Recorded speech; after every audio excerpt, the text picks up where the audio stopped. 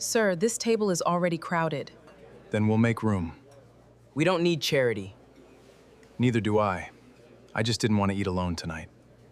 She was sharing one plate with her kids, and the lonely millionaire CEO sat at their table. Her life changed completely. Before we start the story, leave in the comments what city are you watching from. And at the end, don't forget to rate this story from 0 to 10. Enjoy the story, everyone. Maddie Clark placed a single plate of pasta in the center of the table and saluted. Attention, soldiers. Owen, 7 years old, straightened his posture. Theo, 5 years old, dropped the napkin he was turning into an airplane. We have one plate. There are 3 of us. Do the math and chew with honor. Owen analyzed the plate like a general studying a battle map. Mom, if we divide it into 3 equal parts, each person gets approximately 33.3% of the pasta. He tilted his head, calculating. But Theo chews slower, so technically he'll enjoy more per gram consumed. That's not fair. Theo crossed his arms. I chew at the right speed. You're the one who swallows too fast. Soldiers. Maddie raised her hand. There's no arguing in the barracks, only discipline. She picked up the serving spoon with the precision of a surgeon. Portion 1, basic fuel. She placed pasta on Owen's plate. Portion 2, energy for the afternoon. She served Theo. Portion 3, strategic reserve. She served herself, half of what she gave the boys. Owen noticed. He always noticed. Mom, your portion is 23% less. Commanders eat last, soldier. It's protocol. That doesn't sound like protocol. It sounds like you're running out. Maddie smiled. That smile she used when she needed to change the subject. Less analysis, more chewing. Begin. At the next table, a man was watching. Brandon Cole wore a suit that cost more than Maddie could imagine. The watch on his wrist was his father's inheritance. The only thing his father had left besides impossible expectations. In front of him, an untouched plate, complete steak, side dishes, dessert already ordered. He came to the East Maple Diner every Tuesday and Thursday. Same place, same table, same loneliness. But today he couldn't look at his own plate. He couldn't stop looking at that table. At that mother turning a single plate of pasta into a military operation. Mrs. Marcy, the diner's oldest customer, was sitting at the counter with her eternal coffee. She saw Brandon looking, saw his full plate and her divided one. That man is looking at her like someone who just discovered money can't buy what she has. She spoke loudly. Mrs. Marcy always spoke loudly. It wasn't gossip if everyone could hear it. Brandon pretended he didn't hear. He turned his attention back to his steak. But his eyes betrayed him. Mom. Theo raised his fork like it was a sword. Can I make the noise? What noise, soldier? The explosion noise. When I swallow, it makes the food go down faster. Owen shook his head. That has no scientific basis. It has younger brother basis. I invented it. Maddie sighed. Permission granted, but keep it quiet. We're in civilian territory. Theo shoved the pasta in his mouth and went, boom! It was not quiet. 3 customers looked over. An elderly lady nearly dropped her coffee. Brandon felt the corner of his mouth wanting to rise. Theo? Owen was timing on an imaginary watch. You took 4 seconds to chew. The recommended average is 15. I'm above average. You're below, way below. Soldiers. Maddie raised her hand again. Focus on the mission. No casualties today. Theo went back to attacking his pasta. And then, disaster. He stabbed the pasta too hard. The fork, covered in sauce, slipped from his small hand. It flew in a perfect arc through the restaurant air and landed directly inside Brandon Cole's water glass. Silence. The entire diner stopped. Theo's eyes went wide. His voice came out in a whisper. Mom, the fork deserted to enemy territory. Owen analyzed the trajectory with genuine admiration. 1.3 seconds of flight. Impressive for a regular metal fork. Maddie closed her eyes, took a deep breath, and did the only thing a commander could do. She stood up, straightened her apron, marched to Brandon Cole's table with the dignity of an officer presenting herself to a tribunal. She stopped in front of him, extended her hand. Sir, I request the return of the deserter equipment. It will be subjected to court-martial. Brandon looked at her, looked at the fork floating in the glass, looked at the 2 boys at the next table, one timing something, the other saluting, and laughed. It wasn't a polite smile. It wasn't that fake business meeting laugh. It was a real laugh. The kind he hadn't given in months. The kind he had forgotten existed. Maddie wasn't expecting that. She expected irritation, disgust, maybe a complaint to the manager. She wasn't expecting him to carefully fish the fork out of the glass, dry it with his napkin, and hand it back to her with a half smile. Soldier rescued. He extended the fork. But tell him next time, aim better. Maddie took the fork. Her fingers brushed against his for half a second. I'll pass on the reprimand, sir. He'll be reclassified for low-risk duties. Brandon laughed again.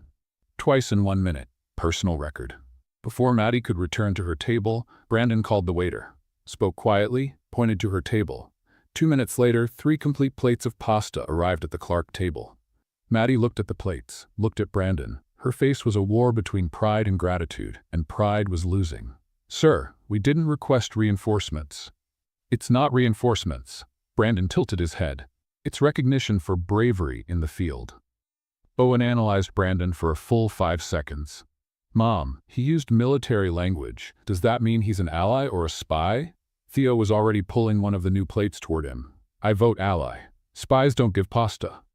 That's true, Owen considered. Pasta is an indicator of trust. I'll note it in the report. What report? Maddie frowned. The mental report. I document everything. Brandon watched the scene with something that looked like fascination. Theo attacking the new plate. Owen analyzing every movement. And Maddie trying to maintain her commander composure while clearly not knowing how to react to an act of kindness. She looked at him once more, raised an eyebrow.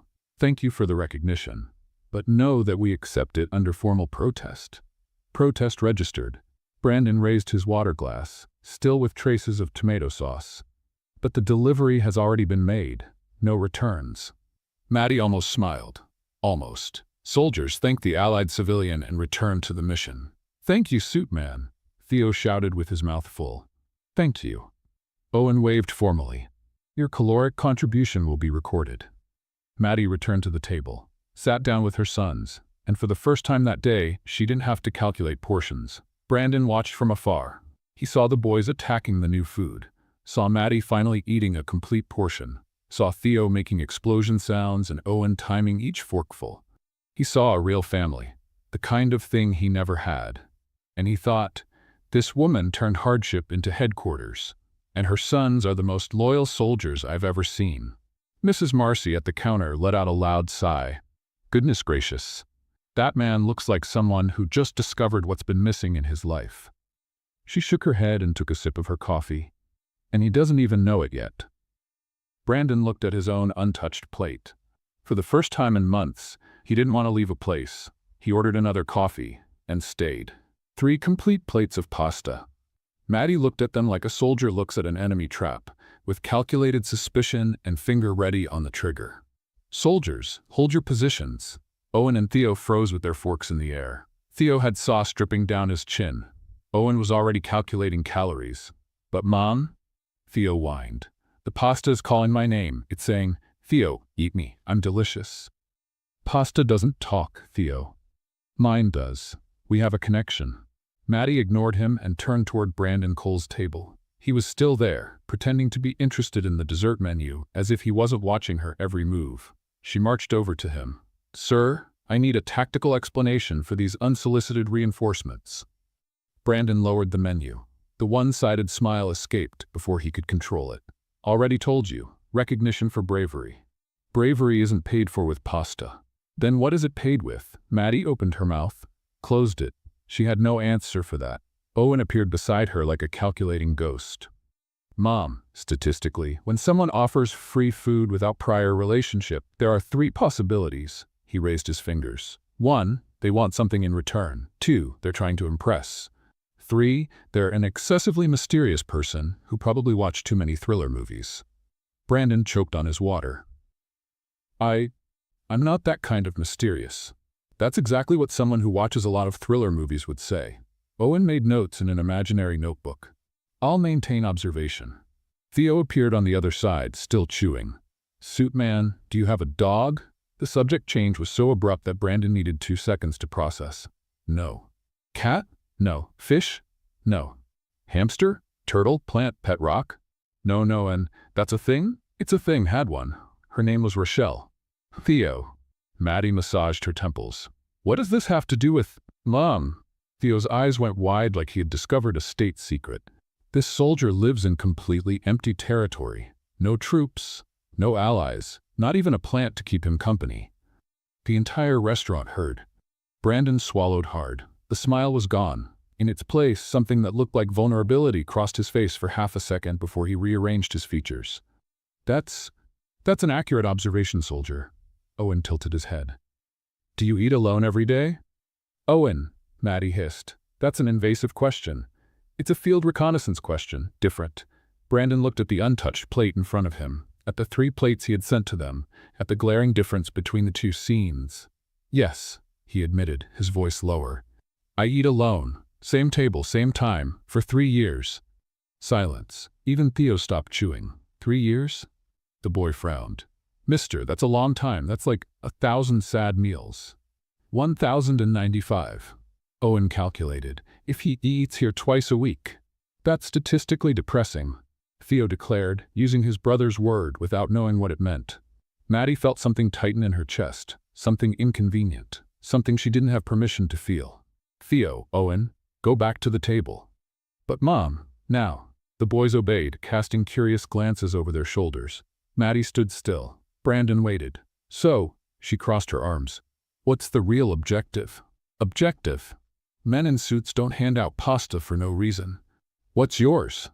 Brandon considered the question, considered lying, considered giving an empty corporate answer, but her eyes left no room for nonsense. Honestly? He leaned forward. I saw you turn a plate of pasta into a military operation. I saw your kids treat the meal like a life-or-death mission. I saw more purpose at that table in 5 minutes than I see in my company in a year. He paused. I don't know what I'm doing. I just know I can't look away. Maddie blinked. This wasn't the answer she expected. You're strange, probably, and rich.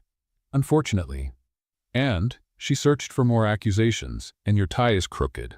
Brandon looked down. It's not. Yes, it is. 1 centimeter to the left. Owen would notice. He adjusted his tie anyway. Better? Reasonably, an almost smile. From her this time. Mrs. Marcy at the counter shook her head. Goodness gracious, that man just disarmed the commander with honesty. Low blow.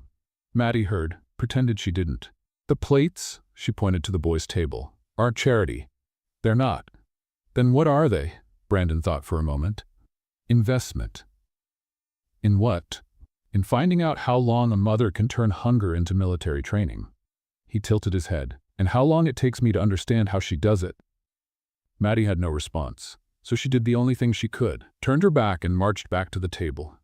But on the way, maybe from nervousness, maybe from the pasta on the floor that Theo had dropped, maybe from the universe deciding she needed humiliation, her foot found her own untied shoelace. She tripped. Her hand flew out to balance herself and grabbed the first thing available. The tablecloth from Brandon's table. Everything came with it. Glass, plate, utensils, napkin, the salt shaker nobody uses. Slow motion. Brandon stood up to help. They both moved in the same direction, and their foreheads collided with an audible thunk. Absolute silence. Then, from the boys' table, Mom, you attacked the ally. That's friendly fire. Owen timed it. The disaster lasted 4.7 seconds. New personal record.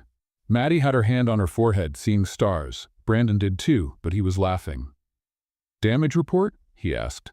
Dignity compromised. She groaned. Critical level. Worth it? For you, maybe. I'm gonna have a bump. Goes with the military posture. She wanted to be angry. Really wanted to. But something about that laugh, about that absurd situation, about that man in a suit falling down with her, a laugh escaped, small, contained, but real. Mrs. Marcy raised her coffee cup like a toast. There it is. Now we're talking. Now the drama has really begun. The boys helped pick up the utensils from the floor. Brandon insisted on paying for the damages. Maddie insisted on refusing. They reached an agreement. He would leave as a tip what she refused as payment. That's the same thing, she protested. It's creative accounting, he smiled. My specialty. When Maddie finally got home that night, after putting the boys to bed and hearing Theo retell the story of the attack on the rich man's forehead for the 5th time, she sat in the dark kitchen, alone, thinking. Her phone vibrated. Message from manager Carl.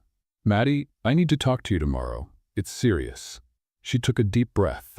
One day of battle was ending. Another was beginning. And somewhere in the city, Brandon Cole was sitting in the empty living room of an empty mansion, looking at a fork and thinking about the only family that had made him truly laugh in 3 years. 5:47 a.m. Maddie opened her eyes before the alarm. Soldier's habit. The body knew when the war started, even if the mind wanted 5 more minutes of peace. The mental list was already running. Coffee, wake up the boys, check if Theo lost his sneaker again, remind Owen not to correct the teacher in public. Bus at 6:40. School, diner, double shift today, electric bill due, homework, bath, stories, sleep, repeat. She got up and looked at the old backpack hanging on the chair. Peeling leather, stubborn zipper, strap patched 3 times. "Good morning, soldier backpack," she murmured. "Another day of mission." The backpack didn't respond, but Maddie liked to think it understood. In the kitchen, the refrigerator made that strange noise again, the noise that meant expensive repair and ignore for another week. She opened the door, assessed the supplies. Half a liter of milk, counted eggs, bread expiring tomorrow. Limited resources, mission accepted. She started preparing breakfast. Owen appeared first as always. Hair sticking up, eyes, calculating the margin of error for the bus. "Mom, if we leave at 6:38 we have 2 minutes of slack. But if Theo takes more than 40 seconds to tie his sneaker, the margin drops to 30 seconds. "Good morning to you too, soldier." "Good morning. The weather forecast indicates 20% chance of rain. I suggest a preventive umbrella." "Noted." Theo came down the stairs half asleep, half stumbling, completely dramatic. Why is the sun still sleepy? If the sun hasn't woken up, why do I have to wake up?" "Because soldiers don't negotiate with the sun." "But what if the sun wants to negotiate with us? Then we'll reconsider. Until then, sit down and eat." Maddie placed the plates on the table, cut the bread into slices, spread butter on 2 of them for the boys. Owen noticed. "Mom, your slice doesn't have butter." "We ran out." "We didn't run out. I saw the container." "Then it's rationing." "Mom?" "Owen?" She used the commander voice. Less analysis, more chewing. He went quiet, but his eyes said, "I understood more than you wanted." Theo, oblivious to everything, was trying to put on his backpack. He pulled the strap. The strap was caught on the chair. He pulled harder. The chair came with it. It hit the table. The juice glass tipped over. The liquid flowed in slow motion and landed directly on top of Owen's homework. Dead silence. Owen looked at the soaked paper. His voice came out flat. "Mom, we have casualties." Theo was still holding the chair, eyes wide. "It was the chair. She's a traitor. I saw her move by herself." "Theo, chairs don't." "This one does. She's evil, Mom." Maddie took a deep breath, picked up the wet homework, considered her options. Then she grabbed a pen and wrote in the corner, "Dear teacher, a surprise attack of orange juice compromised this document. I request clemency for Soldier Owen, who completed the mission before the incident. Sincerely, maternal command." Owen read it, considered. Creative, 8 out of 10. Only 8?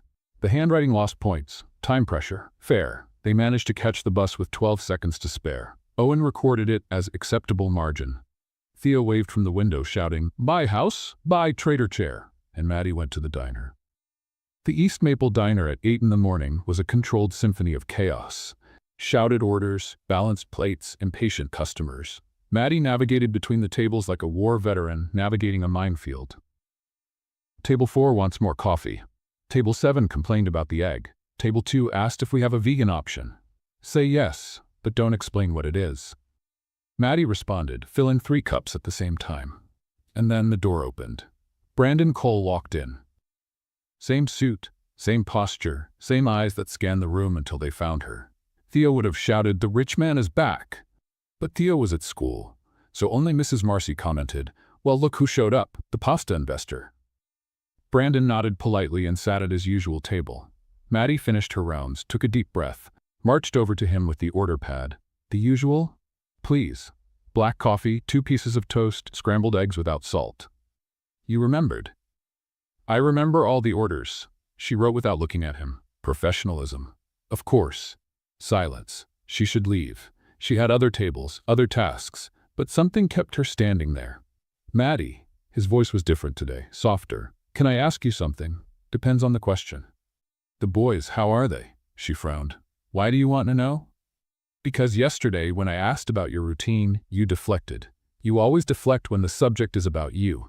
He paused. So I'm asking about them. Maybe you'll answer. Maddie considered. Was it intrusion? Was it genuine interest? They're fine. She tucked the notepad in her apron pocket. Owen is obsessed with time statistics. Theo declared war on the kitchen chair. Normal situation. Brandon smiled. And you? She froze. What? You. How are you? Nobody asked that. Customers asked about the order. The manager asked about productivity. The boys asked about snacks. Nobody asked how she was doing. Maddie searched for a commander's response. Didn't find one. I'm on continuous mission. That's not an answer.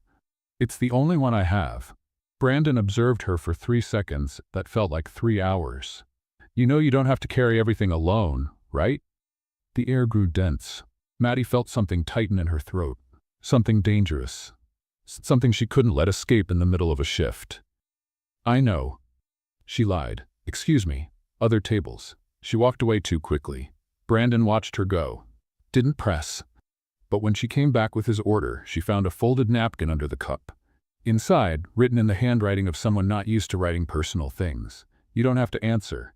You just need to know that someone asked.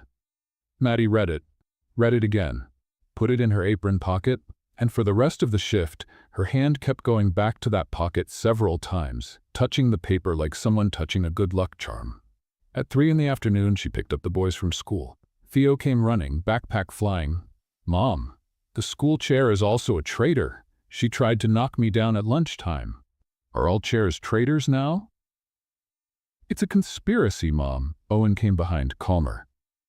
The teacher accepted the note. She said it was the most creative excuse she's ever seen. Score, 9 out of 10. I went up a point. The handwriting improved in her memory. Maddie laughed, a small, tired laugh, but real. On the way home, Theo pulled her hand. Mom, did the rich man go to the diner today? She hesitated. He did. He likes you.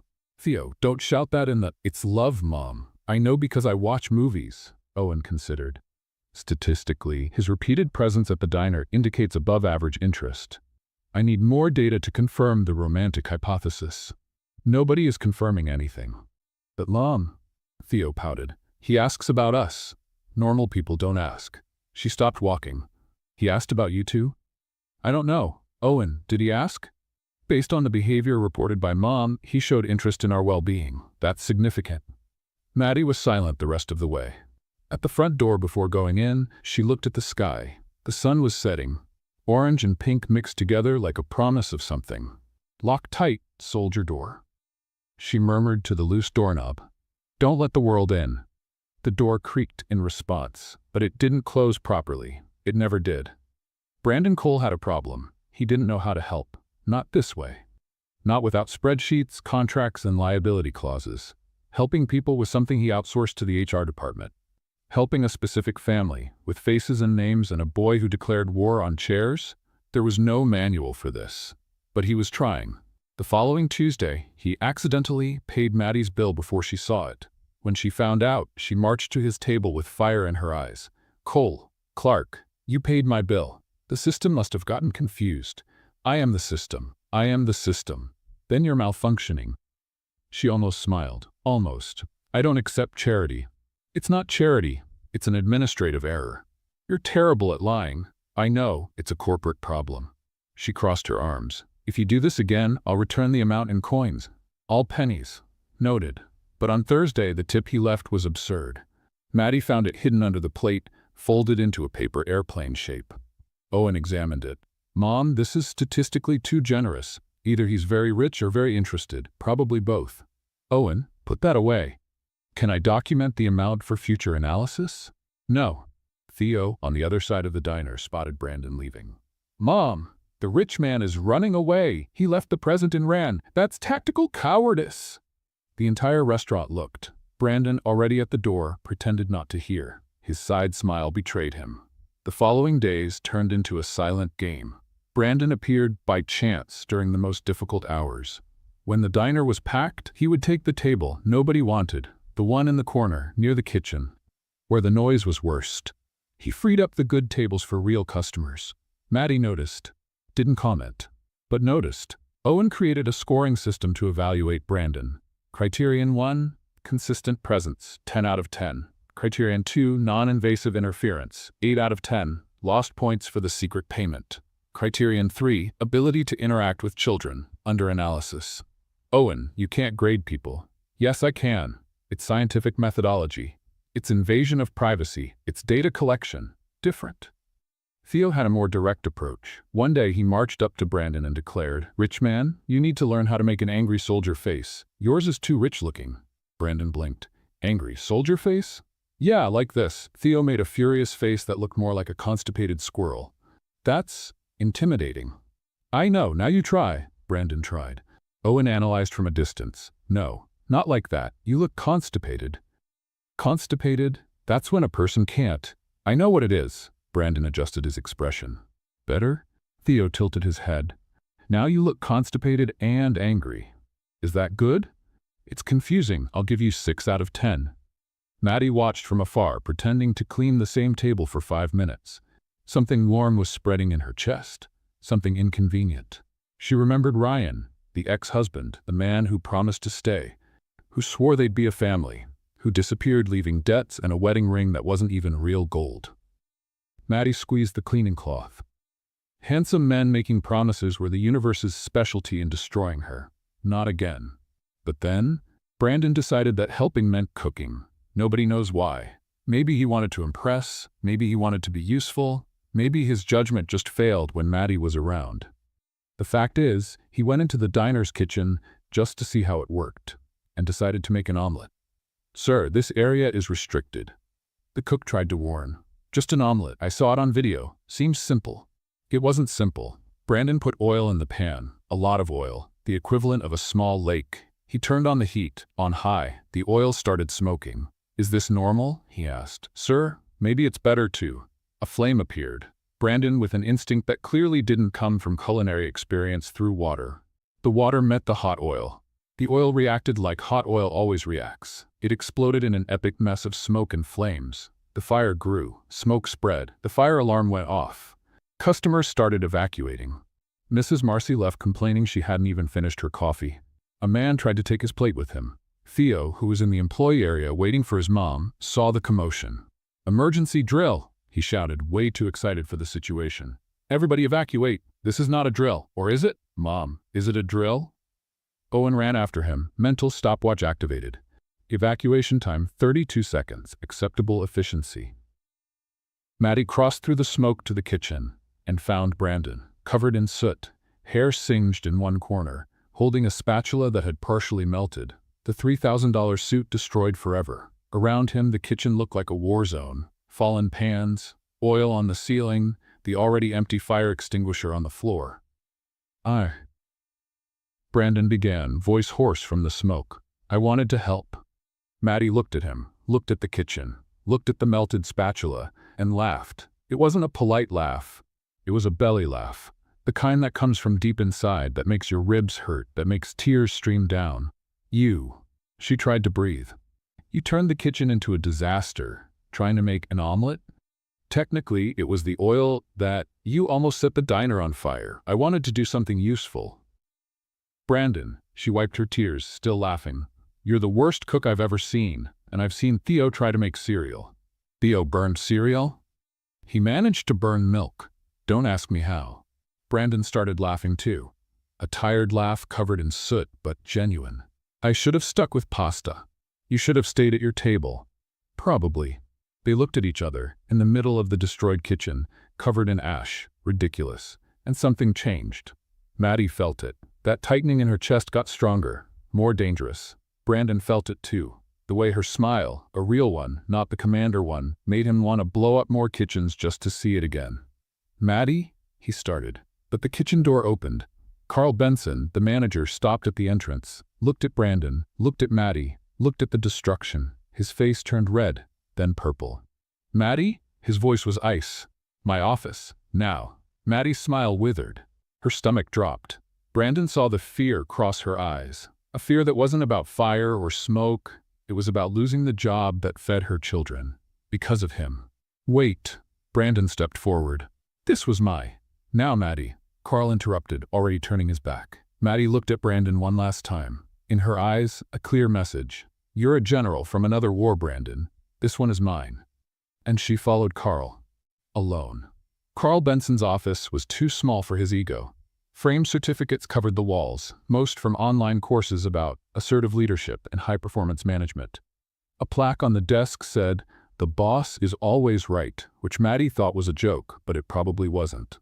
Carl sat behind the desk, adjusted his tie, cleared his throat 3 times, the ritual of someone about to give a rehearsed speech. "Maddie, sit down." She didn't sit. "I prefer to stand, sir." That wasn't an invitation, it was an order. Maddie sat down, but maintained military posture. Carl wouldn't win the psychological battle. "Maddie," he interlaced his fingers, "we need to talk about behavior." "Behavior, sir?" "Your behavior. And your children's." She felt her blood rise but kept her voice neutral. "My children don't work here, but they're here, frequently, and that," he paused dramatically, "looks bad. They stay in the employee area, always supervised. Mrs. Marcy keeps an eye on them when I can't. They don't cause problems. They cause problems for the establishment's image." Maddie squeezed her hands on her knees. "With all due respect, sir, my children are well-behaved." "Well-behaved?" Carl let out a short laugh. "The younger one shouts announcements in the dining area. The older one times everything like he's some kind of robot. And you," he pointed at her, "you share plates in front of customers." Maddie's stomach dropped. "That happened once. Once is enough. Quality customers don't want to see that kind of thing." He leaned forward. "This restaurant has standards, Maddie, and you're dragging them down." She wanted to respond, wanted to scream, wanted to say she worked more hours than any other employee, that she never called in sick, that she never complained even when Carl changed shifts without notice. But the words wouldn't come out, because behind the anger there was fear. Real fear. Of losing the job, of not being able to pay the electric bill, of having to explain to Owen and Theo why dinner would be smaller this week. Carl continued, "Maybe it's time to consider whether this environment is suitable for someone in your situation." "My situation? Single mother? 2 kids, limited resources." He shrugged as if discussing the weather. "It's not personal, Maddie. It's compatibility analysis." She felt a tear wanting to escape. She forced it back. Commanders didn't cry during interrogation. On the other side of the door, hidden behind the counter, Owen and Theo were hearing everything. Owen had a serious face, concentrated, mentally documenting every word. Theo had his fists clenched. The extreme angry face he'd been practicing so much was finally being used for real. "Owen," Theo whispered, "that man is being mean to Mom." "I know. We need to do something. I know." "Like what?" Owen thought for 3 seconds. "Tactical intervention." Before Owen could explain what that meant, Theo had already left the hiding spot. He marched to the office door, opened it without knocking, and entered like a little general invading enemy territory. "Mister?" Carl almost fell off his chair. "What? How did you get in here?" "Through the door." Theo crossed his arms. "Mister, do you know my mom is the strongest person in the world?" What?" "She wakes up before the sun. She makes coffee while the coffee is still sleepy. She carries us, the backpack, the lunch, and still smiles on the bus." Theo stepped forward. "Do you do that?" Carl was speechless. Owen appeared beside his brother, much calmer but equally firm. "Sir, statistically, my mother works 847% more than the average employee at this establishment. That doesn't make mathematical sense. It makes emotional sense, which is more important." Maddie stood up. "Boys, you shouldn't. Mom." Theo turned to her with determined eyes. "We heard him being mean, and mean people need to know they're mean." "Theo? It's true." Owen calculated. Carl tried to regain control. "This is completely inappropriate. Maddie, control your..." He took a step back. He didn't see the janitor's bucket behind him. His foot found the bucket.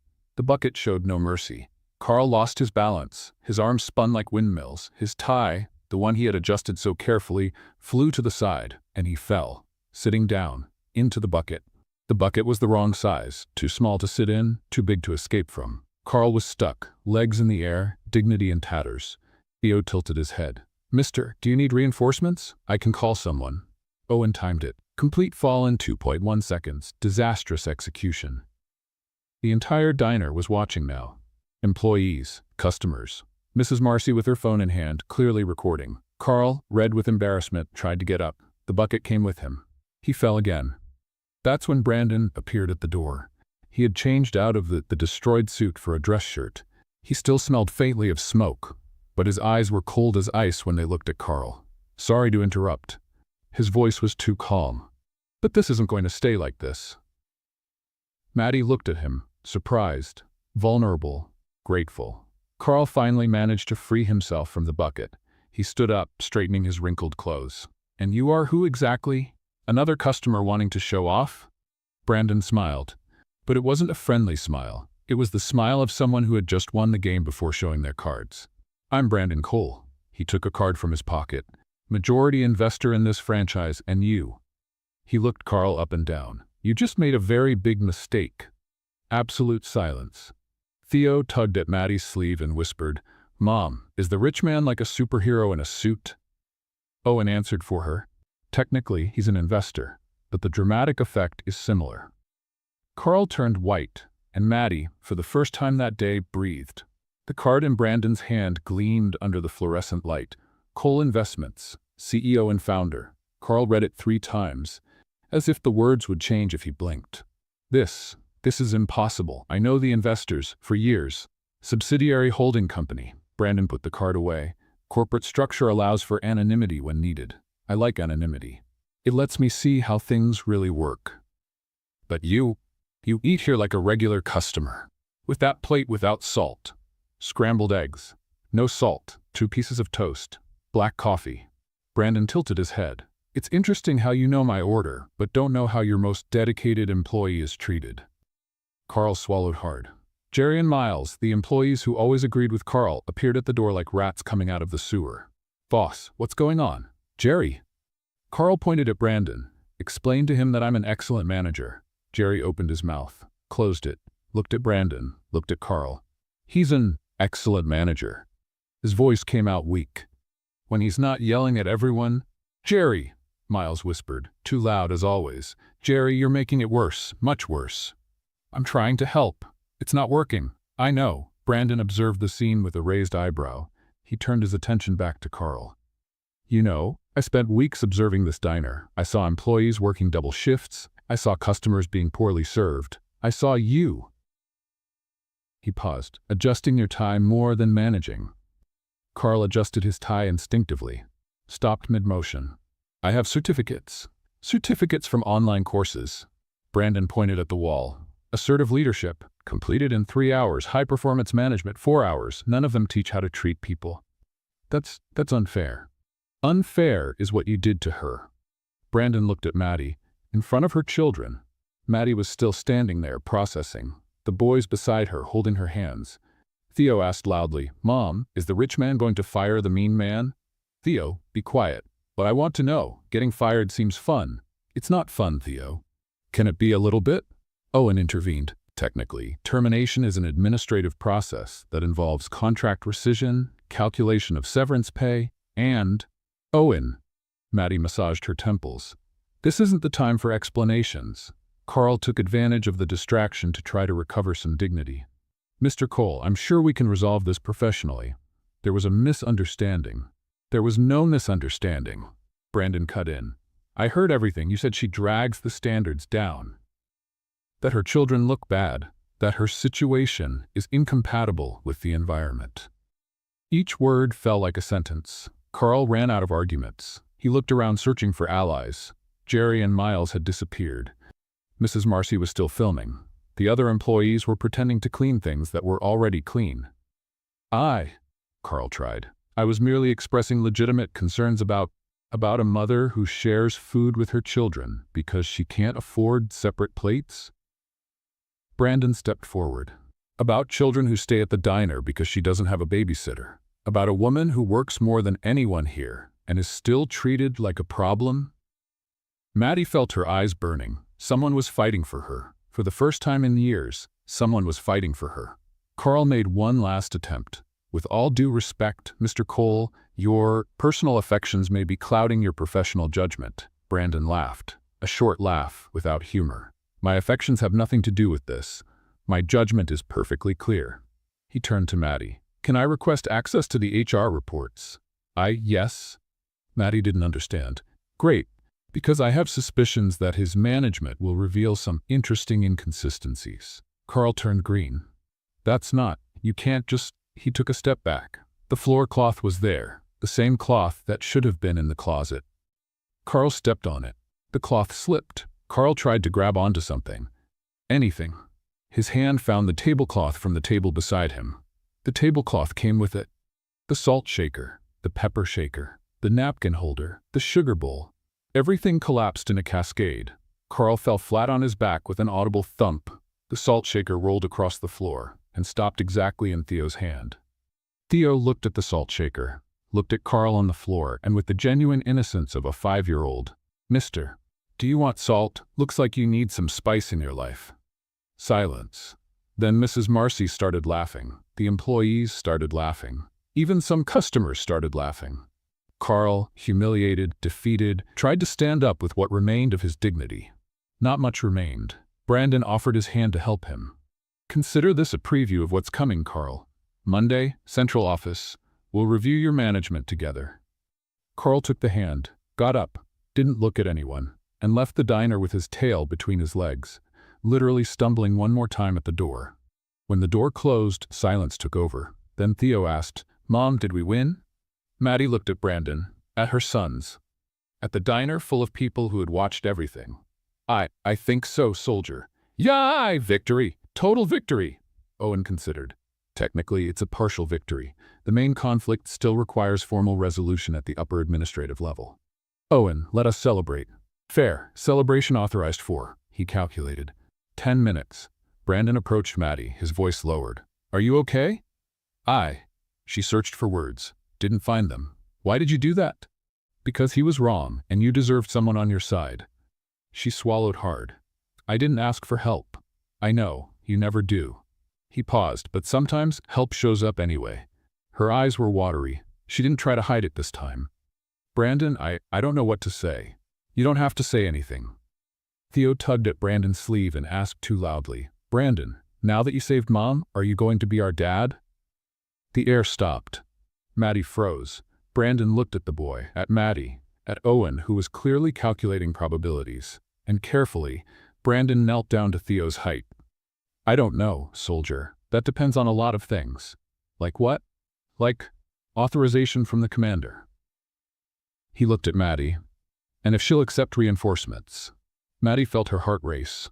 Mrs. Marcy put her phone away and sighed. "Goodness gracious, someone take this man off the market before I try it myself." Owen mentally noted, "Rich man's score updated, 9.2 out of 10. And Theo, as always, summed it up. "Mom, he has a high score. We have to keep him." Maddie laughed through tears, and for the first time she didn't say no. The sun was setting when they left the diner. Orange, pink, gold, as if the sky was trying to make up for the crazy day they had. "May I walk you home?" Brandon asked, hands in his pockets like a nervous teenager. Owen analyzed the request. "This requires authorization from the commander." Everyone looked at Maddie. She hesitated. 1,000 reasons to say no ran through her head. Pride, fear, self-preservation. But Theo's eyes were so hopeful, and Owen had stopped calculating to wait for the answer. "Authorization." She took a deep breath. "Granted."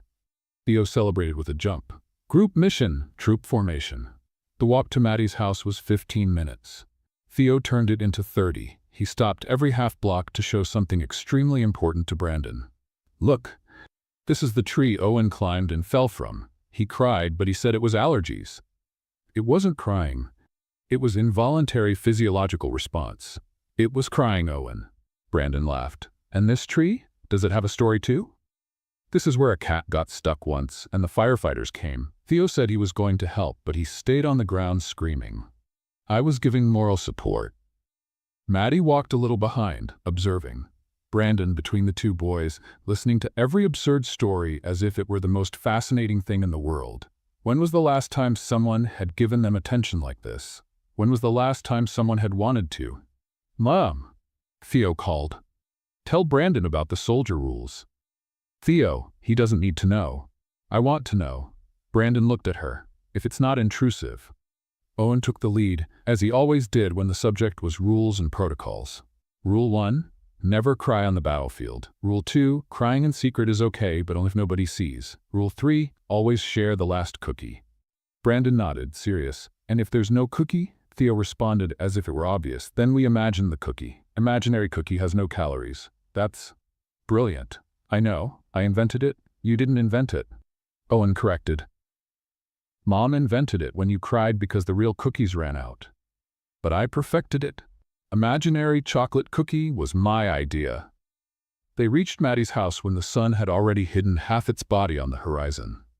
Brandon stopped, looked. The house was small, paint peeling in the corners, garden that needed care, wooden fence with some slats missing, a rusty bicycle leaning against the porch, but in the windows, floral curtains. On the door, a doormat that said, Clark Headquarters.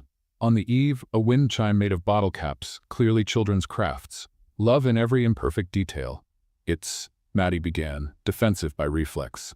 It's small, but it's perfect, Brandon said, his voice low. It looks like a home. She blinked. You haven't seen inside. I don't need to. I can already see from the door. Theo ran to the entrance. Come on, Brandon. I'll show you my room.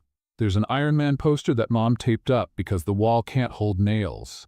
Owen added, the wall is old plaster, structurally compromised for metal supports. He's been talking like that since he watched a documentary about construction. Maddie explained. Documentaries are educational, Owen defended. At the door, Maddie went to open it. She turned the doorknob. The doorknob came off in her hand. For the 1,000th time this year, Maddie lost her balance.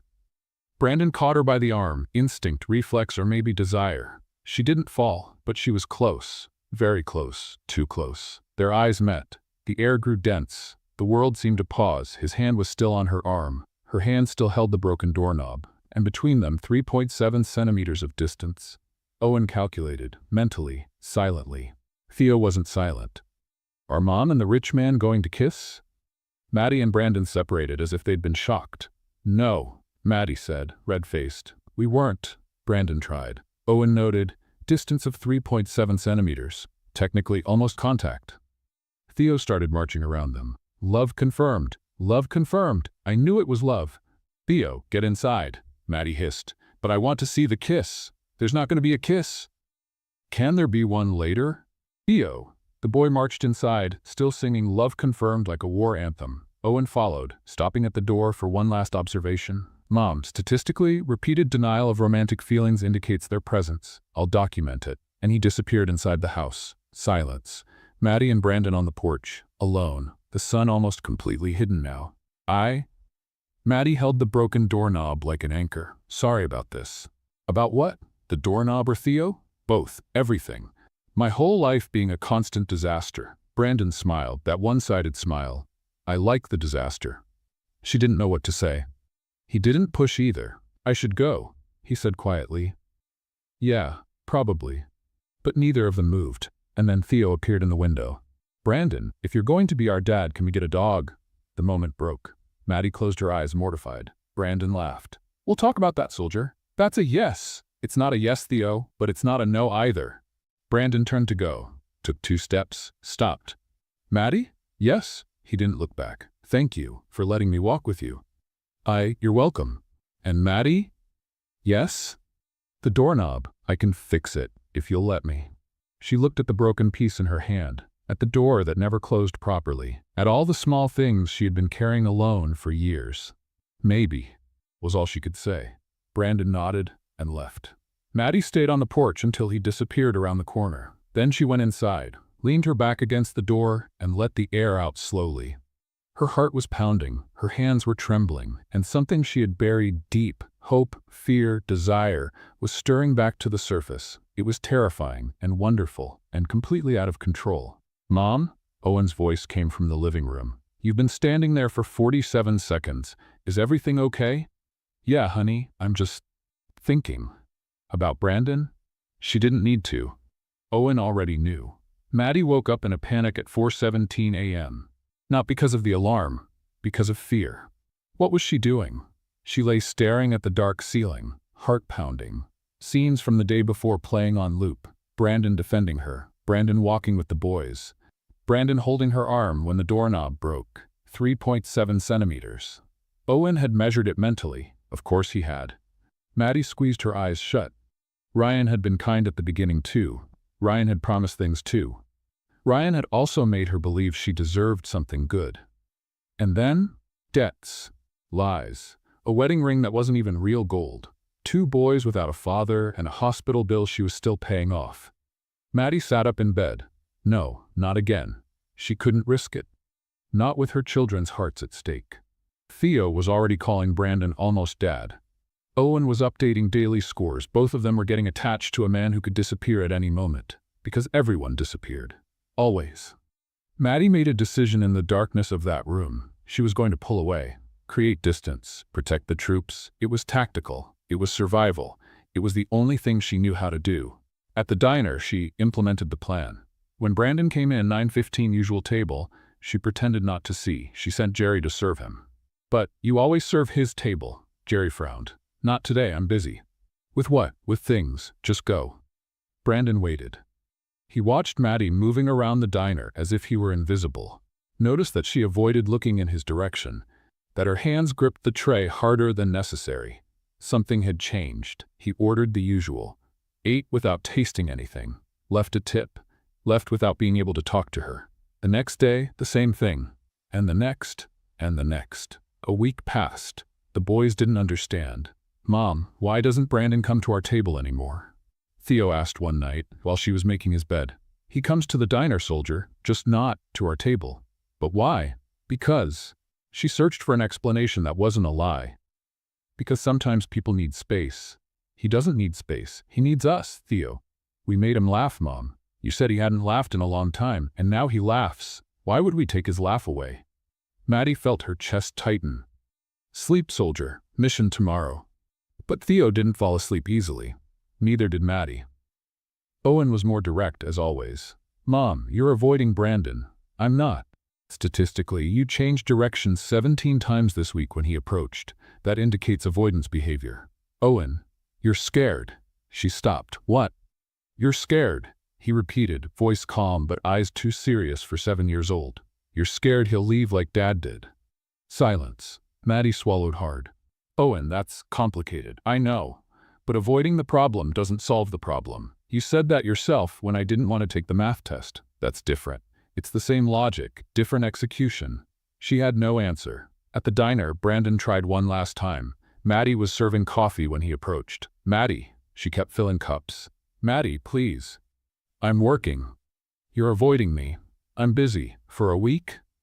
She finally looked at him, her eyes tired, the posture of someone building walls. Brandon, I appreciate everything you did. Carl, the defense, the walk with the boys, but you're a general from another war. Mine doesn't need reinforcements. He stood still, processing. Did I do something wrong? You did everything right, she answered quietly. That's the problem. I don't understand. I know you don't. She started to walk away, and I can't explain. Brandon held her arm, gently, without force. Maddie, look at me. She looked, and he saw. He saw the fear, the old wound, the scar that never healed properly. Who hurt you? He asked quietly. She pulled her arm away. It doesn't matter. It matters to me. It shouldn't. She stepped back. You don't know me. You don't know my history. You don't know what. Then tell me. No. Why? Because I can't do this again. Her voice rose without meaning to. Some customers looked over. She lowered her tone. I can't let my kids get attached to someone who's going to leave. Everyone leaves, Brandon. Everyone. Silence. Brandon understood. It wasn't about him. It was about the wound she carried. Okay, he said slowly. I'll respect that. She blinked, surprised. You will? I will. If that's what you need, I'll give you space. Her relief lasted half a second. Then came the emptiness. Brandon turned to go. But Maddie? She looked. I'm not him. His eyes were firm, and I'm going to prove it. He left. Maddie stood in the middle of the diner, coffee pot in hand, heart cracked. Mrs. Marcy at the counter shook her head. Girl, you just pushed away the best thing that's come into your life. I know, Maddie whispered. And you're going to leave it like this? She didn't answer. That night, after the boys fell asleep, Maddie heard Theo crying softly.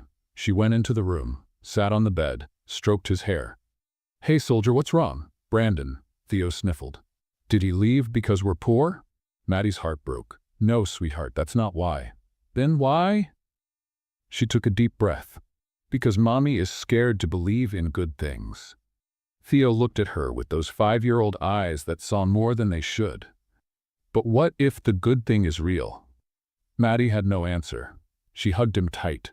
And somewhere in the city, Brandon Cole was sitting in the empty living room of an empty mansion, looking at a fork that wasn't his. The fork that looked like the deserter. The fork that had flown from a family's table into his glass of loneliness.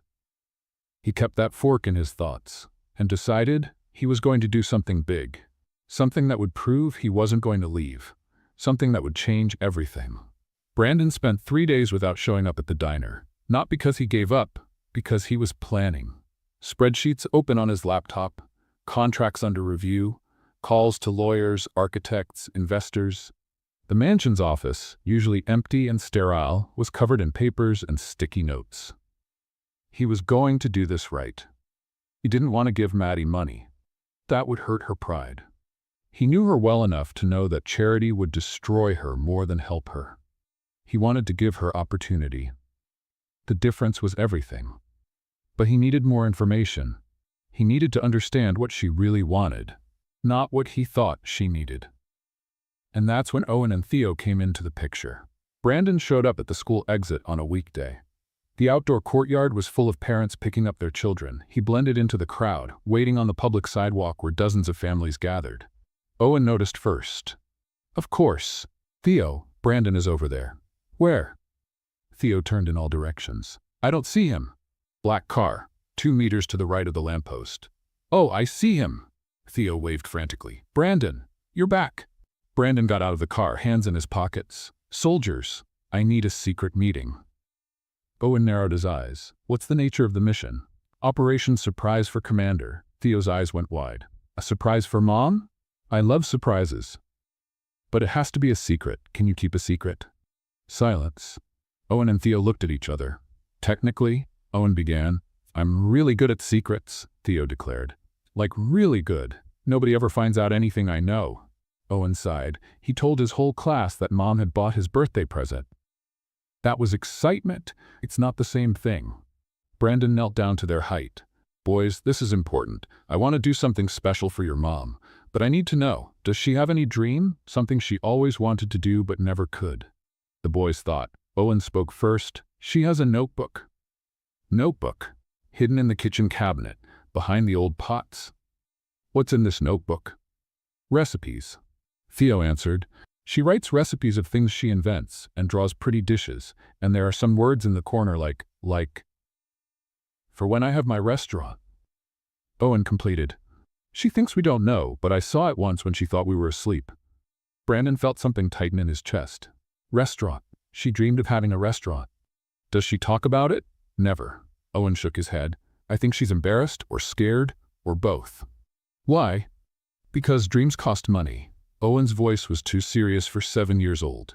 And we don't have much. Brandon nodded slowly. Thank you, soldiers. You've helped me a lot. What's the plan? Theo was jumping with excitement. Are you going to give her a restaurant? Like a Christmas present? But it's not Christmas yet. Can it be a not Christmas present? Something like that. Brandon smiled. But I need you as secret agents. Can you do it? We can, Theo saluted. I'll try to minimize information leaks. Owen said, looking at his brother with suspicion. Brandon spent nights refining the plan. The new diner unit was already under construction. Bigger, more modern, better location. And what if this unit had a partner? Not charity. Partnership. Not a gift. Opportunity. He rehearsed the speech with the boys over video call. Maddie, I know you have pride, but this isn't help. It's recognition. Your recipes, your dedication. Pause. Owen raised his hand. You said opportunity 3 times. I did? Redundancy. Less corporate, more emotion. Theo added, and your face looks weird, like you swallowed a lemon. How should my face look? Like someone who loves Mom. Theo made an exaggerated expression. Like this. Brandon laughed. You two are tough critics. We're efficient. Owen corrected. Everything was ready. And then Maddie came home early. The boys were in the backyard with Brandon, final review of the plan. Theo saw his mom coming in, ran to her, opened his mouth. Owen threw himself on top of him, covering his mouth with his hand. Meth! He didn't say anything, Owen shouted. Theo struggled, knocked over the flower vase. Owen slipped in the water. They both rolled on the ground. Maddie looked at the scene, at Brandon poorly hidden behind the bush. What's going on here? Theo, with his mouth covered, Paff. Surprise math. Brandon, defeated, came out from behind the bush. I can explain, then explain. Not now, but soon. He held her gaze. Do you trust me? Maddie didn't say yes, but she didn't say no either. That night, an invitation arrived. Grand opening of the new East Maple Diner, special presents requested. Maddie looked at her sons. What do you know about this? Theo, trying to look innocent. Nothing. Zero. Absolutely nothing. Why do you ask? I don't know anything. What's an invitation? Owen closed his eyes in defeat. Meanwhile, at the diner, Mrs. Marcy found Maddie at the end of her shift. You look like someone who lost something important. I didn't lose it. Maddie was cleaning the same table for 5 minutes. I pushed it away. And why did you do that? Silence. Because things that are too good scare me. Mrs. Marcy laughed softly. Dear, all of life is scary. At least be scared with someone by your side. Maddie stopped cleaning, looked at Brandon's empty table, at the spot where he sat every Tuesday and Thursday, at the space that now seemed bigger, colder, more wrong. Mrs. Marcy? Yes? How do you know when it's worth the risk? The old lady smiled. When the fear of losing is greater than the fear of trying, Madiko's words. And that night, for the first time in weeks, she dreamed about restaurants, about recipe notebooks, about a man in a suit who smiled on one side, and about the possibility, terrifying and wonderful, that maybe, just maybe, she deserved something good.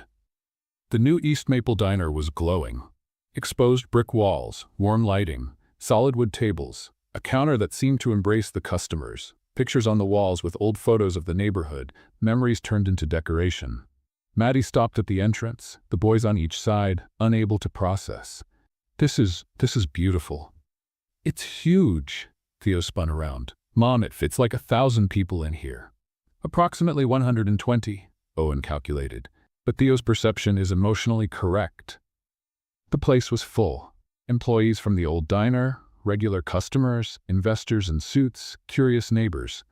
A small stage had been set up in the back, with a microphone and a banner still covered by a curtain. Carl Benson circulated among the guests as if he were the owner of the event. Technically, he was still on the roster. Leave for evaluation, the lawyers said. But Carl interpreted that as, I'm going to get out of this. After all, he had escaped difficult situations before. Why would this one be different? Of course, it was my vision that transformed all of this, he said to anyone who would listen. Years of dedication, management excellence, the new diner is the result of my tireless work. Jerry and Miles followed behind, agreeing mechanically. It's true, Jerry confirmed. He worked hard, very hard, Miles added without conviction. Maddie avoided Carl. She looked for Brandon in the crowd. She found him near the stage, talking to lawyers. He wore a dark suit but no tie, as if he had given up on formalities at the last minute. When he saw Maddie, his eyes changed. She knew that look now. It made her stomach flip every time. You came, he said, approaching. The invitation said, special presents requested. I thought it would be rude to refuse.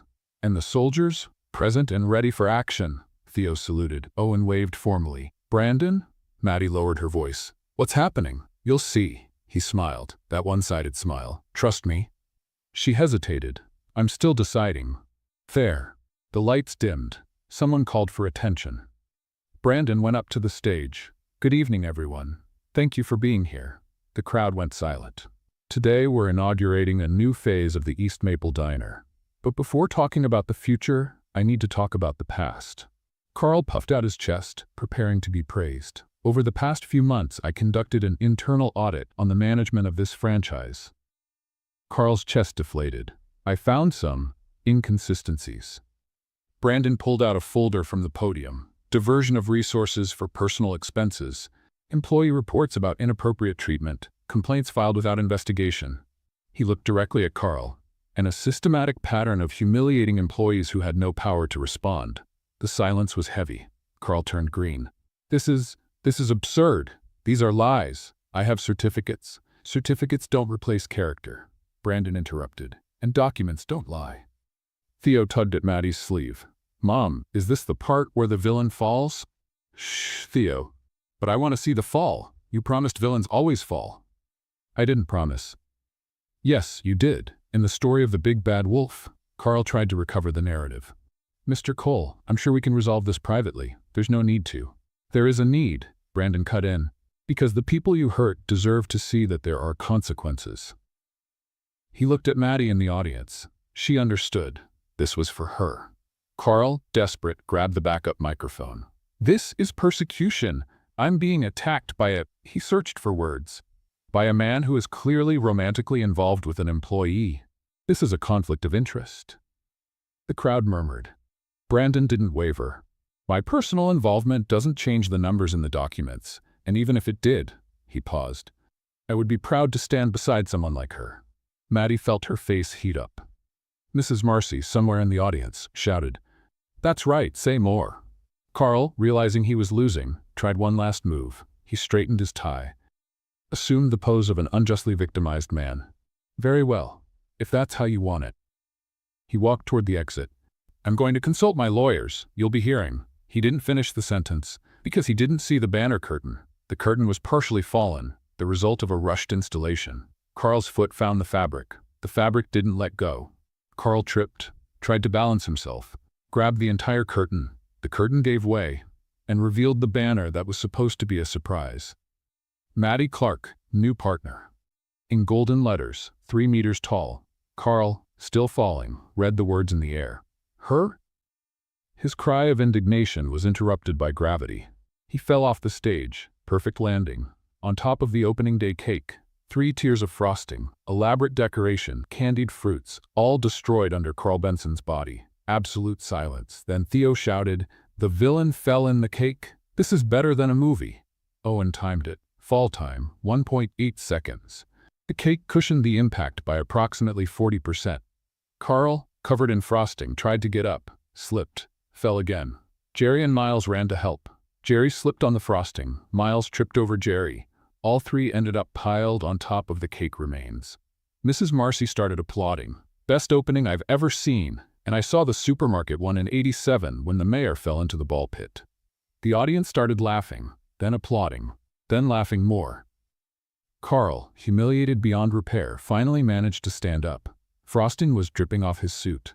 A cherry was stuck in his hair. He looked around, at the people laughing, at Brandon on the stage, at the banner with Maddie's name, and something in him broke, not from anger, from something else. His voice came out small. I just wanted to be respected. The laughter faded. Carl looked at his own hands, covered in sugar. 30 years at this company. 30 years trying to prove I was good enough, and never. He swallowed hard. I never did. Silence. For a moment, Carl wasn't the villain.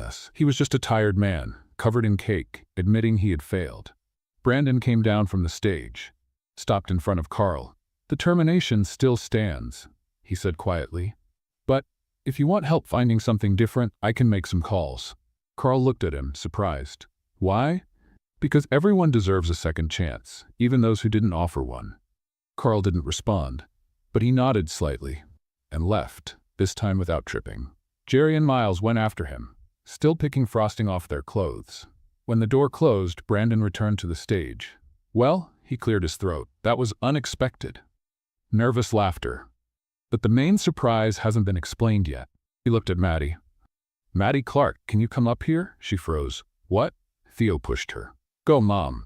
It's your turn, Owen added. Going up to the stage presents no significant physical risks, unless you trip, but you trip everywhere. Thanks for the confidence, Owen. Maddie went up to the stage on trembling legs. Brandon was waiting. The banner behind them glowed. Maddie, he began, I discovered something about you. She swallowed hard. What? You have a notebook, hidden behind the old pots, with recipes, and a dream you never told anyone. Tears started forming in her eyes. How did you? Secret agents. He pointed to Owen and Theo in the audience. Not very secret, actually.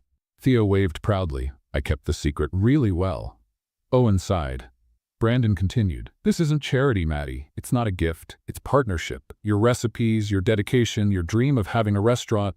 I want to be your partner in this. He paused. You don't have to answer now. Just think about it. Maddie looked at the banner, at the packed diner, at her sons in the audience, eyes shining, at Brandon, waiting. Theo shouted, Mom, say yes! Say yes! Say yes! Owen added, statistically, this is an exceptional offer. Refusing would be irrational. Mrs. Marcy, say yes already, girl. The cake is gone anyway. Maddie laughed through tears. She looked at Brandon. I don't know what to say. Say what you feel. She took a deep breath. I feel terrified. That's normal. And that you're the most stubborn person I've ever met. Also normal. And that, she swallowed back tears, and that maybe I deserve something good. Brandon smiled. You do, you always have. He extended his hand. She looked at the hand, at him, at everything that meant, and accepted. Maddie was holding Brandon's hand on the stage. The entire diner was watching. She should let go. Should take a step back. Should maintain the command or composure she had built over years. But she didn't let go. Are you sure? She whispered. Partnership it's a lot. I'm sure. You barely know me. I've known you for months. I know your kids. I know the way you turn hardship into mission. I know the smile you hide when you think no one's watching. She swallowed hard. Brandon. And I know one more thing. He squeezed her hand. I know what it feels like to be alone, to eat in silence, to come home to an empty house, and I know I don't want that anymore. The audience was in absolute silence. Mrs. Marcy was blowing her nose loudly. Owen was holding Theo, who was vibrating with anticipation. Brandon let go of Maddie's hand and picked up the microphone. Can I say something? To everyone? She nodded, voiceless. He turned to the audience. His hands trembled slightly, a detail only she noticed. I came to this diner for the first time 3 years ago. His voice echoed through the space. I came every Tuesday and Thursday. Same place, same table, same loneliness. I told myself it was convenient, that the food was good, that it was on the way to the office. Pause. But the truth is I had nowhere else to go. The silence was heavy. I built a company, made money, bought a mansion with 6 empty bedrooms, and at no point did I realize I was building an empire for one person. He took a deep breath. Until the day a fork flew into my water glass. Soft laughter in the audience. You don't understand, Brandon smiled. That fork changed my life. He looked at Maddie. I saw a woman sharing a single plate of pasta with 2 children, and turning it into a military operation, into an adventure, into family. His voice got lower. I had a full plate in front of me, and I had never felt so hungry. Theo tugged at Owen's sleeve. Is he talking about us? Shh, Brandon continued. Maddie Clark taught me something no business course ever taught, that wealth isn't measured in dollars, it's measured in people waiting for you to come home. In children who shout your name when you walk in. In someone who shares the last piece of bread without thinking twice. Maddie was crying now, not trying to hide it. I spent my whole life building things alone, making decisions alone, eating alone. Brandon paused. I don't want to do anything alone anymore. He turned to her. Maddie, I don't know if I'll be a good partner. I don't know if I'll be a good whatever this becomes, but I know I want to try. With you, with Owen, with Theo, every day. Owen interrupted from the middle of the audience. You've said opportunity 4 times already. That's still redundancy. The audience laughed. Brandon did too. Sorry, I'm nervous. Theo shouted, and your face is going back to the lemon. More laughter. Maddie wiped her tears, laughing. You two, let him speak. But Mom, he's doing it wrong. Brandon knelt in front of Maddie. The audience held their breath. This isn't what it looks like, he said quickly. Not yet, but it's a promise. She tilted her head. Promise of what? That I'll be here, tomorrow, next week, next month, until you believe I'm not going anywhere. Silence. Then Theo appeared on stage. No one saw how he got up there. He grabbed the microphone from Brandon. I want to talk too. The screeching feedback made everyone cover their ears. Theo, oblivious to the chaos, started singing. The rich man loves Mom. Mom loves the rich man. And I want a dog. Owen ran to the stage. Theo, let go of the microphone. No, it's my turn. The two started fighting over the microphone. Owen pulled from one side. Theo held on from the other. The cord got tangled in Owen's legs. Theo tripped. Both fell in a pile of arms and legs. The microphone rolled across the stage. Brandon caught it before it fell. Small, technical pause, he said to the audience. Soldiers in training. Mrs. Marcy shouted, this is better than a soap opera. Maddie helped separate the boys. Theo, Owen, behave. But Mom, I was going to make a nice speech. You were going to shout about a dog? It's the same thing. When order was restored relatively, Brandon took back the microphone. Where was I? The promise, Maddie reminded him. Ah, yes. He looked at her. The promise. He took a deep breath. Maddie Clark, I'm not asking for anything today. I'm not asking for an answer, commitment, or promise in return. I'm just saying that you and these two hurricanes are the best thing that ever happened to me. And if you give me a chance, he smiled, I'll spend the rest of my days trying to be worthy of it. Silence. Theo whispered loudly, Mom, that was romantic. You have to accept. Owen added, statistically, the probability of finding someone with this level of compatibility is 0.03%. Refusing would be mathematically insane. Maddie looked at Brandon, at her sons, at the diner full of people waiting, at the banner with her name, at everything she was afraid to believe in, and laughed. A laugh of surrender, of relief, of finally letting go of the weight she had been carrying for years. Final mission report, she said, her voice trembling. Reinforcements accepted. Brandon smiled, the full smile this time, not just one side. Accepted? With reservations. You still can't cook, and the boys are going to test you to exhaustion, and I have trust issues the size of Texas. I accept the terms. And you need to fix the doorknob. First priority. And Theo is going to ask about a dog every day. Every day. Theo confirmed. Maddie took a step forward, stood in front of Brandon, 3.7 centimeters apart. This time, nobody pulled away. Brandon Cole, she said quietly, you are the most stubborn, inconvenient, and absurdly kind person I've ever met. Is that a compliment? It's a fact. She put her hand on his face. And if you leave, her voice faltered. If you disappear like he did, I won't. Promise? He put his hand over hers. I promise, with deserter fork and all. She almost smiled. Almost. And then Mrs. Marcy lost her patience. For goodness sake, just kiss that man already. The audience exploded in agreement. Maddie looked at Brandon. Brandon looked at Maddie. And this time, finally, there was no hesitation, except that Theo covered his eyes shouting, but also, ah! And Owen timed it. Kiss duration, 7.3 seconds, within acceptable parameters for public display of affection. But neither of them heard. Because for the first time in a long time, Maddie wasn't on a mission. She was home. The kiss ended. The world came back. Maddie opened her eyes and found Brandon smiling, that full smile she was still learning to recognize. 7.3 seconds. Owen repeated from the audience. Not bad for a first kiss. Owen, stop timing Mom's life. I time everything, it's methodology. Theo had already taken his hands off his eyes. Is it over? Can I look? Was it a lot of kissing or a little kissing? Theo. Maddie was red-faced. What? I need to know so I can tell everyone at school. The audience was laughing. Mrs. Marcy had given up pretending she wasn't recording. Jerry and Miles, who had come back after cleaning off the frosting, were applauding without really understanding the context. Brandon held Maddie's hand. I'm not done yet. There's more? There is. He signaled to someone backstage. A small box appeared. Dark blue velvet, the kind that only means one thing. Maddie felt the air leave her. Brandon? Easy, he smiled. It's not what you're thinking. It's not? Well, it is, but it's more than that. He opened the box.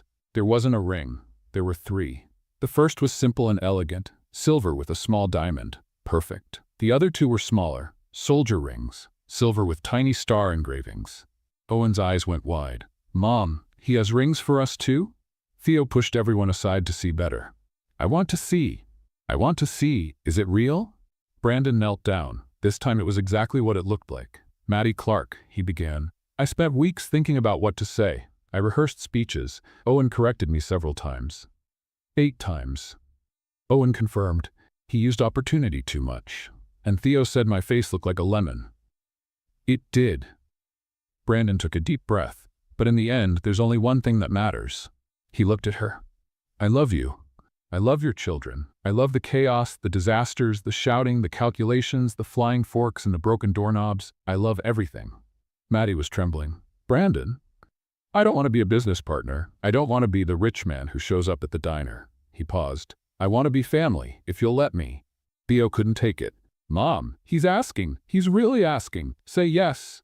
Owen, more restrained. Mom, statistically. Owen, I know. She laughed through tears. I know. Brandon raised the box. Maddie Clark, will you accept being a family with me? The diner held its breath. Maddie looked at the ring. At Brandon. At the 2 smaller rings. At her sons waiting with wide eyes. And the answer came easy. Easier than anything in her life. Final report, she said, her voice choked. Mission accepted, General. Brandon smiled. That's a yes? It's a yes? A complete yes? Theo needed to confirm. A complete yes, soldier. The audience exploded. Applause, cheers, whistles. Mrs. Marcy threw her napkin in the air and almost hit Jerry in the face. Brandon placed the ring on Maddie's finger. She looked at it gleaming under the light. It seemed unreal. It seemed right. Then Brandon turned to the boys. Owen, Theo, can you come here? Both of them got up on stage in 2 seconds. Theo tripping on the way, Owen calculating the most efficient trajectory. Brandon knelt down to their height. Soldiers, he said, serious. I asked your mom to marry me, but that doesn't mean anything if you don't agree. Owen tilted his head. You're asking for our authorization? I'm asking to be part of the troop, officially. Theo's eyes went wide. Like a real dad? If you'll accept me. Silence. Owen processed the information. Are you going to live with us? If you'll let me. Are you going to fix the doorknob? First priority. Are you going to help with homework? I can try. My specialty is math. Owen considered. Math is acceptable. Do you know percentages? I do. Fractions? Also. Quadratic equations? Owen, you're 7 years old. I like to be prepared. Theo interrupted. Brandon, if you're going to be our dad, can we get a dog? Brandon looked at Maddie. Maddie raised her hands in surrender. We'll talk about it, Brandon said. That's not a no. It's not a no, it's we'll talk about it. I heard a yes. Brandon took the 2 smaller rings from the box. These are for you, soldier rings, to make it official that you're part of this mission. Owen examined the ring. It has stars engraved. 1 for each of you, and 1 for your mom. Theo was already putting his on. Soldier ring? I'm official now. Mom, I'm official. Owen put his on with more solemnity. This is symbolically significant. It's more than a symbol, Brandon said. It's a promise. I'm going to be here for both of you, always. Theo jumped onto Brandon's neck. Owen hesitated for a second, then hugged him too. Maddie watched, tears streaming, heart overflowing. Mrs. Marcy shouted, now that's a proper ending. All that's missing is the dog, right? Theo agreed without letting go of Brandon. The 4 stayed embraced on stage. Brandon, Maddie, Owen, Theo. A family that started with a shared plate of pasta, a flying fork, and a lonely man who discovered that true wealth doesn't fit in a bank account. When the party ended, when the guests left, when the new diner was empty and silent, the 4 of them left holding hands. The sun had set long ago, but the street lights created a soft glow. Theo was talking about the dog. It can be a golden, or a Labrador, or a giant mutt that looks like a bear. Owen was calculating, Mom's house has limited space. We need a medium-sized dog. Or consider moving. Maddie looked at Brandon. You know it's going to be like this every day, right? I know. Shouting about dogs, calculations about everything. Constant chaos. I know. He smiled. I can't wait. She leaned her head on his shoulder. Thank you. For what? For being stubborn, for not giving up, for showing up at the diner every Tuesday and Thursday until I stopped running. Brandon kissed the top of her head. I would show up every Monday, Wednesday, and Friday too, and Saturday, and Sunday. That's every day of the week. Exactly. Owen looked back. Mom, Brandon, are you being romantic again? Sorry, soldier. Salute suspended for emotional reasons. Theo added, it's allowed. I approve of the romance now. But only if it comes with a dog. They laughed, all 4 of them, together. A family. The family Maddie spent years trying to build alone. The family Brandon didn't know he was looking for.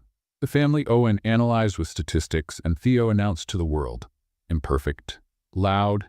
Chaotic. Perfect. Maddie looked at the 3 walking ahead, her 2 boys and the man who chose to stay, and thought of a phrase she had heard once, couldn't remember where. Sometimes, a war becomes home, and a shared plate becomes family. She didn't know if the phrase really existed or if she had made it up, but it didn't matter, because it was true. Mom, Theo shouted from ahead. Stop thinking and come on. We have to plan the dog. We still haven't decided about the dog. But we're going to decide. Owen, do the math. I'm already calculating the monthly costs of food, vet bills, and possible damage to furniture. Brandon extended his hand to Maddie. She accepted. And together, all 4, they walked home, to the new home, the new life, the new beginning. A commander who learned to accept reinforcements. A general who found his battalion, and 2 soldiers who finally had a complete family, plus a dog, under negotiation. What did you think of Maddie, Owen, Theo, and Brandon's journey. From a warrior mother turning a plate of pasta into a military operation to finding someone who wasn't afraid of her chaos? Leave your opinion in the comments. On a scale of 0 to 10, what score would you give this story? What was your favorite moment? The deserter fork that changed everything? Carl's epic fall into the cake? The soldier rings for Owen and Theo? Or the marriage proposal on stage? Don't forget to subscribe to the channel and turn on notifications to receive more emotional stories like this one. And who knows? In the next story, you might find out if Maddie finally gave in to Theo's eternal request for a dog. See you next time.